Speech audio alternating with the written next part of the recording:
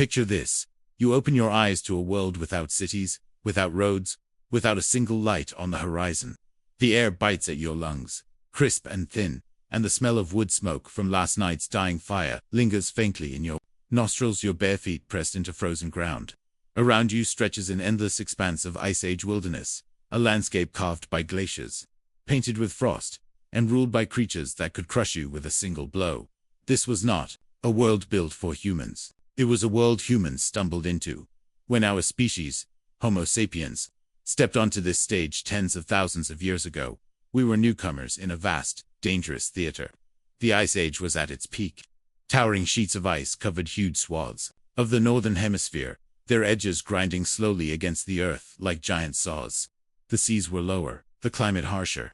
In this frozen realm, every choice was a gamble. Do you move north in search of mammoth herds, or south to escape the cold, risking unfamiliar predators in warmer lands? The cast of characters around us was astonishing and terrifying.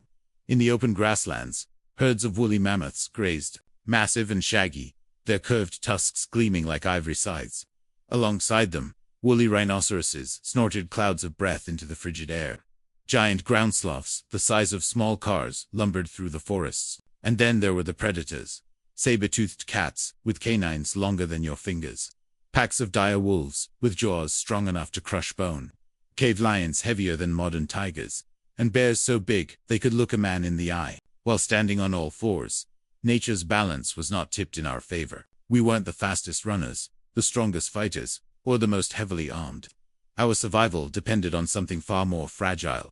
Our minds. Every dawn meant choices. Where would you hunt?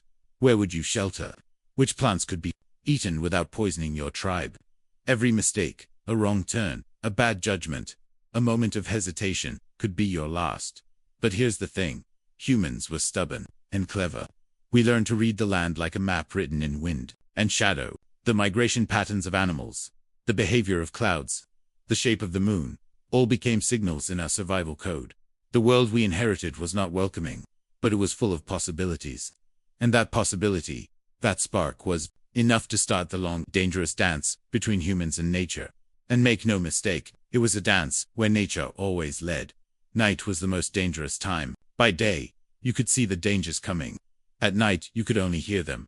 Imagine sitting by a fire, your tribe's only defense against the dark. The fire crackles, casting long, shifting shadows. Beyond its light, the forest is silent.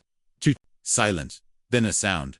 A twig snapping. A low, almost inaudible growl. You're not alone. In the Ice Age, humans weren't top predators. We were prey. Saber-toothed cats could stalk you with the patience of death itself, their padded paws, making no sound on the snow. Cave hyenas, far larger and more aggressive than their modern cousins, hunted in packs that could strip a carcass to the bone in minutes. Crocodiles waited at riverbanks, and giant eagles swooped from above to survive. Our ancestors had to learn the minds of their hunters. They studied how predators moved, how they attacked, and how they gave themselves away. A flick of an ear in tall grass. The stillness of birds before an ambush. Weapons evolved out of necessity. The earliest spears were little more than sharpened sticks, but they were enough to keep danger at bay sometimes. Later came stone spearheads, hardened in fire. And eventually the outlet, a spear thrower that let humans strike from a safer distance. But weapons alone weren't enough. Humans fought back with cooperation.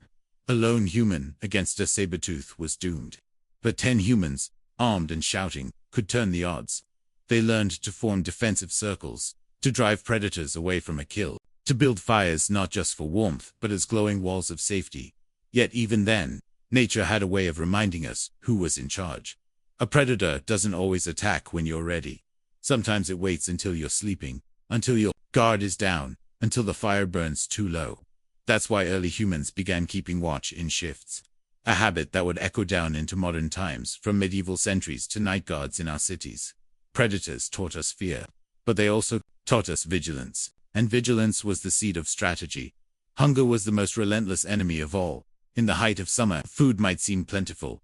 Berries in the forest, fish in the river, game on the plains. But winter had its own rules. The rivers froze, plants vanished, and the herds moved on, leaving empty, silent landscapes in their wake. This was the hunger season, and it tested every skill humans had. Meat could be preserved by smoking or drying. But without enough, tribes faced starvation. Some followed migrating animals across dangerous distances, braving storms and hostile territories. Others dug deep into the earth for roots and bulbs, knowing some could kill as easily as feed. In desperate times, risks increased. Humans might challenge a predator for its kill, racing in with spears and shouts to steal what another hunter had brought down. Others scavenged from carcasses left by wolves or lions, risking disease and attack. Hunger changed people. It made them bold, it made them inventive, and sometimes it made them ruthless. But it also made them resourceful. This was when traps were refined, pits camouflaged with leaves, deadfall logs balanced on trip mechanisms, snares set along animal paths, fishing lines of plant fiber, baited hooks carved from bone, and even primitive ice fishing holes became lifelines. Every winter that humans survived was a small miracle, and each survival meant the knowledge of how to beat hunger was passed on to the next generation. The first flake of snow could be beautiful, soft, quiet, almost comforting. But for a Paleolithic human, it was also a warning. The storm was coming, and when the sky turned white, the world turned hostile. Shelter wasn't just a roof over your head. It was the thin line between life and death. Without it, the wind could tear the warmth from your body faster than you could replace it. Your breath would turn to ice, your skin to frost, your fingers stiff until they could no longer grip a spear. Caves were the obvious choice. Nature had carved them long before humans arrived, and their stone walls offered ready-made protection. But caves came with risks. Predators often claimed them first.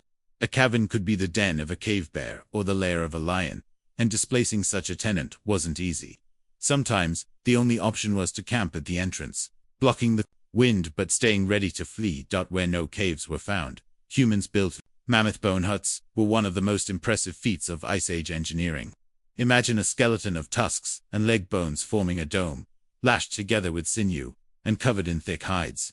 These huts trapped heat, and a small fire inside could turn a freezing night into bearable warmth. In forested regions, wood-framed shelters became the standard, branches interwoven, covered with leaves, bark, and animal skins. Even snow itself became a building material, pressed and carved into windproof igloos in Arctic regions. Shelter wasn't just about walls and roofs. It was about location. Early humans learned to read the land. Never pitch camp in a floodplain. Avoid open ridges in wind season, and look for natural windbreaks like cliffs or boulder fields. A poorly chosen spot could turn a shelter into a trap. Inside, life was communal. People slept close, not just for companionship, but for warmth. Body heat was as valuable as firelight. The walls were lined with furs, tools, and drying meat. A shelter was a place of storytelling, of sharing knowledge, of planning the next day's hunt. In its flickering shadows, the first sparks of culture took root. Every shelter was a promise to endure, to adapt, to push back against the elements. And that promise would be tested again and again. If shelter was the body's armor, fire was its heartbeat. The mastery of fire wasn't just about warmth. It was light in the darkness, safety from predators, and a way to turn raw meat into nourishing food. But in the Ice Age, fire wasn't a guaranteed resource. It had to be earned, protected, and fought for. At first, fire came from nature, lightning strikes igniting dry grass, volcanic eruptions, scattering embers, forest fires sweeping through the land. Early humans would race to these sources, carrying burning sticks back to camp. Keeping that flame alive was a sacred duty. If the fire died in the dead of winter, it could mean the end of the tribe. In time, humans learned to make their own. Flint struck against pyrite sent sparks into dry tinder, shredded bark, moss, or animal fur. The bow drill, a later invention, used friction to coax heat from wood. It wasn't easy. Sometimes it took hours. But once a fire caught, it became the heart of the camp. The firekeeper was often a respected role. They knew how to feed the flames without smothering them, how to bank the embers at night so the fire could be rekindled in the morning. Fire meant cooked food, which was easier to chew and digest, releasing more energy. It meant smoke to preserve meat and hide its scent from scavengers. It meant light for working after sunset, for crafting tools and repairing clothing. Fire changed the balance with nature. It kept predators at a distance and allowed humans to live in colder regions. It even reshaped our biology. Some scientists believe cooking played a role in shrinking our jaws and changing our teeth. Around the fire, stories were told. Tales of hunts, warnings of dangers, myths about the stars overhead. Fire wasn't just survival. It was civilization in its earliest form. No matter how prepared you were, nature had a way of reminding you who was in charge. A sudden blizzard could bury an entire camp under snow. A flood could sweep away food stores and tools in minutes. A volcanic eruption could blanket the land in ash, killing plants and animals alike. Earthquakes, lightning storms, and wildfires all could undo months of careful planning. For a Paleolithic tribe, disaster was more than inconvenience. It was existential. Losing a food cache in midwinter could mean starvation. Being forced to flee a shelter in a storm could leave you exposed to predators and frostbite. The key to survival was adaptability. Humans learned to read the signs. The smell of ozone before a storm. The sudden flight of birds before an earthquake. The faint tremor in the ground before a landslide. They developed contingency plans, secondary shelters, hidden food caches, escape routes. But even with preparation, some disasters were unavoidable. In those moments, survival came down to willpower and cooperation. Tribes that worked together, that shared resources and labor, were the ones that lived to see another season. Nature's fury shaped us. It forced us to innovate, to expect the unexpected, to never grow complacent. And each time we survived, our resilience grew. Hunting wasn't a sport, it was a daily gamble with life itself. Animals were faster, stronger, and often more dangerous than we were. The key was endurance. Humans are among the best long-distance runners in the animal kingdom, and early hunters used this to their advantage. Persistence hunting meant chasing prey for hours until it collapsed from exhaustion. But persistence was only one tactic. Spears allowed for group attacks, with hunters surrounding an animal and driving it into an ambush. The outlast extended throwing range, while traps and pitfalls took advantage of animal habits. The hunt required patience. You could stalk a herd for days, waiting for the right moment. One mistake, a snapped twig, a sudden wind shift, and the prey would be gone. But the rewards were immense. Meat for the tribe, hides for clothing and shelter, bones for tools. The hunt was also a teacher. It taught observation, strategy, and respect. Killing too many animals in one area meant scarcity the next season. So successful hunters learned balance. The relationship with prey was one of necessity, not cruelty. And when the hunt succeeded, the entire tribe celebrated. Every part of the animal was used, nothing wasted. The hunt was survival, but it was also community. Nature wasn't our only rival. Other humans, or human-like species, were competition too. Neanderthals, Denisovans, and other hominins shared parts of the world with us. Sometimes we traded, learning from each other. Other times, we fought for territory, resources, and survival. Encounters could be tense. Two bands meeting at a water source might size each other up, deciding whether to share or to fight. Weapons and numbers often dictated the outcome. Over time, Homo sapiens became the dominant species, not because we were stronger, but because we were more adaptable, more willing to cooperate in larger groups, and more skilled at creating complex tools and strategies. But those rivalries left their mark. Some genetic traces of Neanderthals and Denisovans still live in us today.